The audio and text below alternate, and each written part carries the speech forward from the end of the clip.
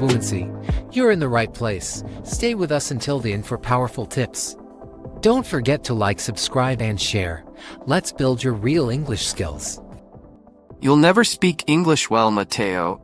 It's just not for you, my cousin Carlos said with a mean smile. His words echoed in my mind.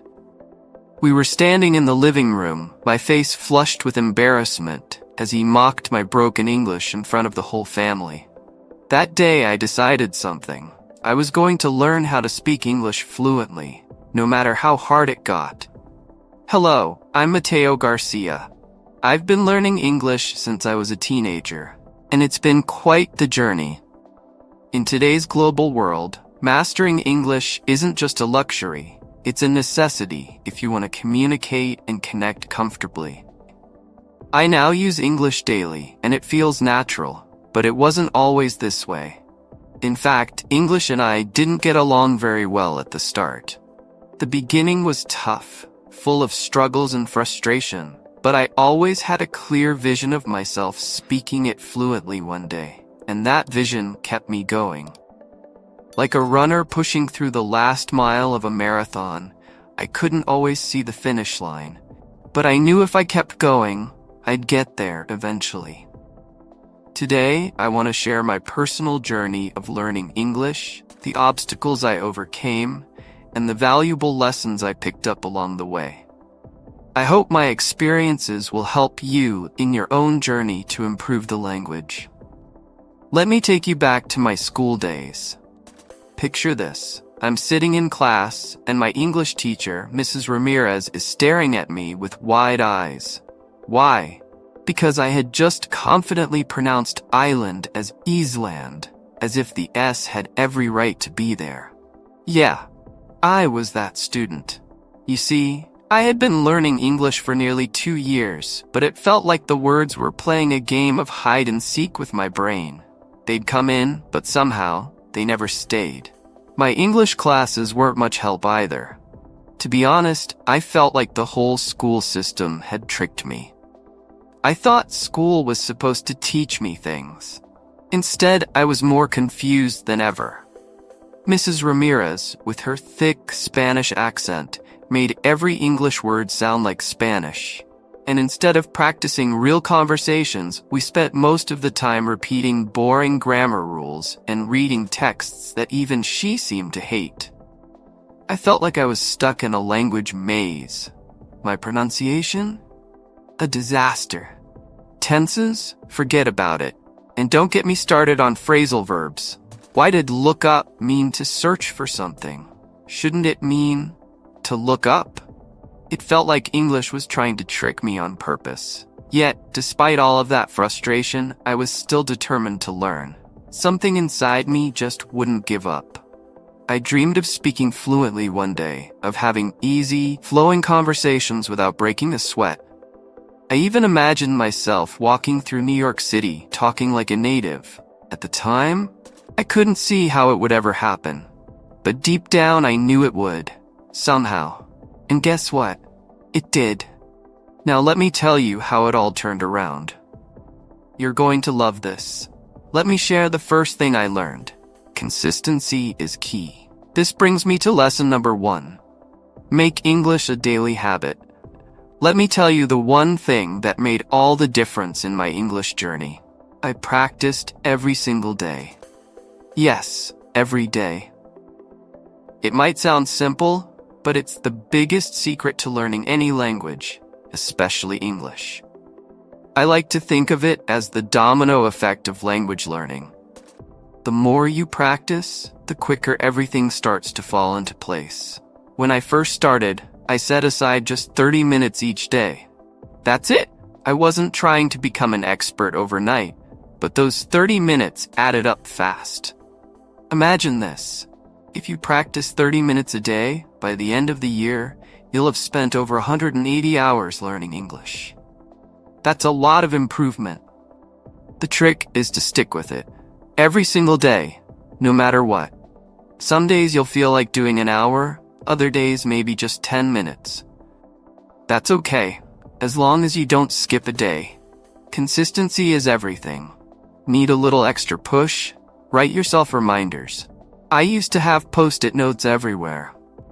Practice English today. Don't forget your 30 minutes. It was like having my own personal cheerleaders in sticky note form. Now, I know there are going to be days when you really don't want to study. Trust me, I've been there. But here's a little trick I used. Just tell yourself to start for 2 minutes. That's it. 2 minutes. Once you get started, you'll find that it's a lot easier to keep going. Before you know it, you've finished your 30 minutes, and maybe even more. The hardest part is getting started, but once you make it a habit, you'll notice how much easier it becomes. Soon, you'll feel that progress building. And believe me, that's when things start to get exciting. Keep at it, and before you know it, you'll be speaking English with confidence. Lesson number 2. Get your pronunciation right from the day one. Ever had one of those moments when you confidently say a word in English and then someone gives you that look? The one that says, "What did you just say?" Yeah, I've been there too. It's like the time I proudly asked for a bowl of soap instead of soup at a restaurant. The waiter paused and I realized I had made a mistake. A bubbly mistake. So, how do you avoid these awkward moments? Simple. Focus on pronunciation from day one. It might sound boring, but trust me, this is where the magic happens. I learned this the hard way when my American teacher, Mr. Parker, kindly pointed out that my version of comfortable sounded more like comfortable, and I was convinced salmon had an L that needed to be pronounced. Spoiler alert, it doesn't. Mr. Parker's advice was simple but life-changing. Start working on pronunciation right from the beginning. English pronunciation is like a tricky puzzle, especially for a native Spanish speaker like me. Words like thought, though, and tough look like they should sound the same, but trust me, they don't. And vowels don't even get me started. For the longest time, I thought ship and sheep were identical.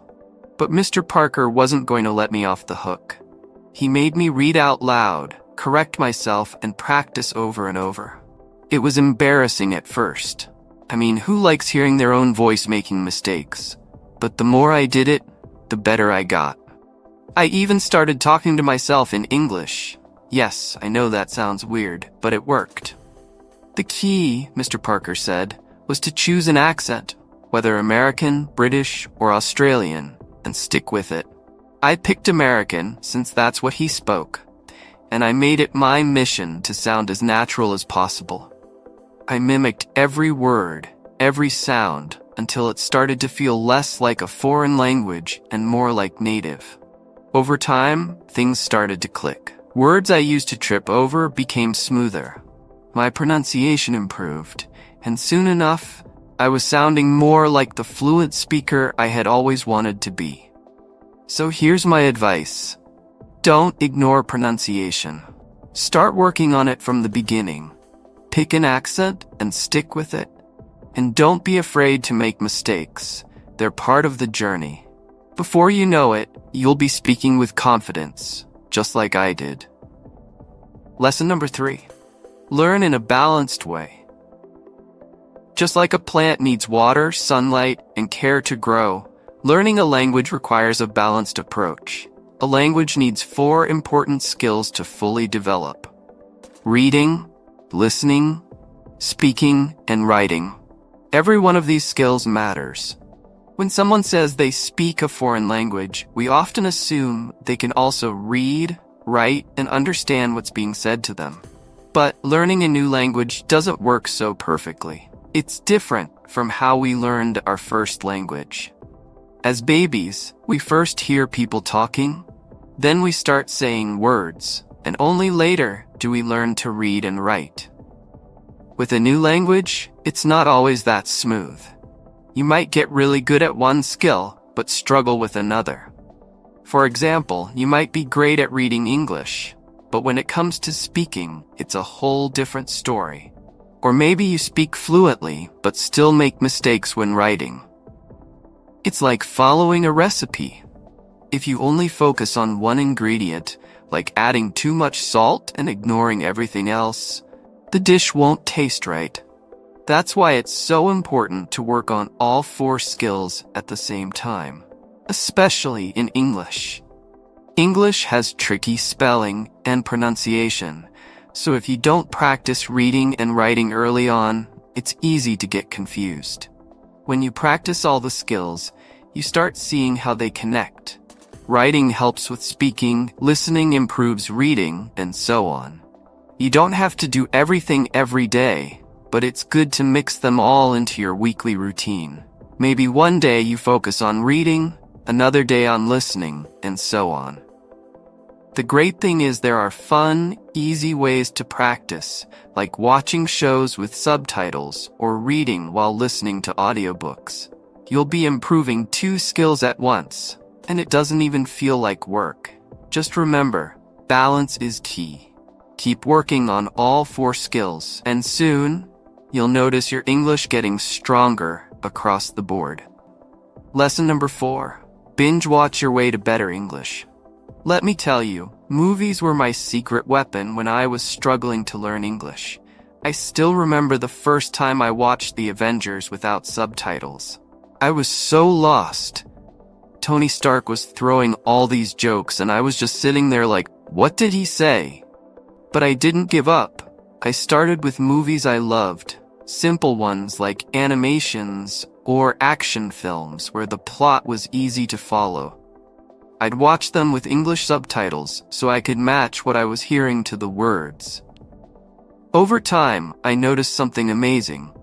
I didn't need to pause every 5 seconds to understand. I could actually follow the dialogue. And the coolest part? I started picking up common phrases and slang that textbooks never taught me. Phrases like, "What's up?" or "You nailed it," started making sense in real conversations. I even found myself mimicking the way characters spoke. Because, let's face it, who doesn't want to sound cool like Iron Man? So, if you love movies, why not use them to learn? Start with 1 movie a week, something you enjoy, and don't stress about understanding every word. Just let the language sink in naturally. You'll be surprised at how much you can pick up. Oh, and pro tip, keep track of the movies you watch. Trust me, it's motivating to see your learning list fill up, and who doesn't love feeling accomplished while watching a good film? Lesson number 5. Track it to hack it. Now, I'm not the most organized person, but keeping a logbook saved me from feeling like I was making no progress. Let's be real. Learning a language can feel like you're walking through mud sometimes. You try so hard, but you're not sure if you're moving forward. That's where the logbook comes in. Every time I learned a new word or phrase, I jot it down. Not just the word itself, but how I learned it. For example, I once wrote, "Learned gorgeous," while watching Friends. Ross used it to describe Rachel. That way, I had a story to connect with the word. And trust me, it helps when you have a funny or personal memory tied to it. Over time, looking back at the words I wrote made me feel like I was really improving. I could see my vocabulary growing, and it gave me motivation to keep going. It's like when you start working out and don't see any changes at first, but then you notice your clothes fit better. It's proof that all the hard work is paying off. The logbook is your personal tracker for language gains. Lesson number 6. Stop studying, start speaking. At some point, I realized that English wasn't just something to study anymore. It had to become something I used every day. This didn't happen overnight. I remember one day after months of studying grammar, I got stuck in a conversation with a tourist at a cafe.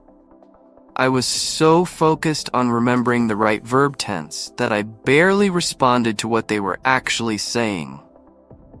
That's when it hit me. Learning a language isn't just about getting every sentence right. It's about communication.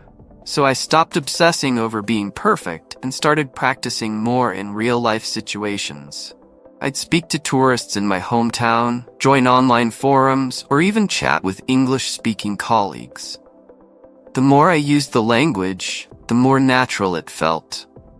I still remember the first time I gave a presentation at work in English. My hands were shaking, but I did it.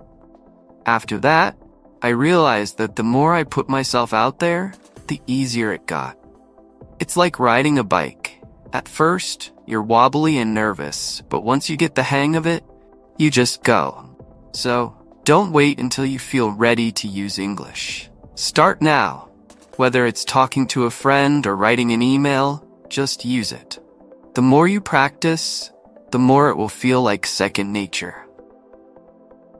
Lesson number 7. Grow your English with real connections. This one is a game changer. When I first started learning English, I mostly studied on my own, but it wasn't until I started making friends who spoke English that I really saw my skills improve. I met Mike, an American guy living in my city, and we clicked right away. Hanging out with him was like getting free English lessons, but in a fun way. We'd grab coffee, talk about football, movies, or whatever was going on, and through those conversations, I learned how people really speak. He'd laugh at some of my mistakes, but he'd also correct me, which helped me get better. Plus, having a friend who spoke English meant I was practicing without even thinking about it. It wasn't just about the language, though. It was the culture. I learned how Americans joke around, what they talk about, and even how they express themselves. These are things you can't learn from a textbook. Building friendships with English speakers doesn't just help with fluency, it helps you understand the language on a deeper level. If you don't have English-speaking friends yet, don't worry. There are tons of ways to meet people online, through language exchange apps, social media, or even local meetups. I promise, having friends to practice with makes all the difference. And who knows, you might even end up with lifelong friendships that make the whole process so much more enjoyable. So, here's the deal. Learning English isn't just about hitting the books or memorizing words. It's about integrating it into your life. Watch movies, keep a logbook to track your progress, use the language every chance you get, and most importantly, build relationships with people who speak it. Before you know it, English won't feel like just another subject. It'll become a natural part of your daily life, woven into everything you do. And along the way, you'll have a lot of fun, you'll make great friends, and maybe even change your life in ways you didn't expect. Thank you for watching Real English Skills. We're so glad you stayed with us. Keep practicing, stay motivated, and get ready for our next videos. See you in the next lesson.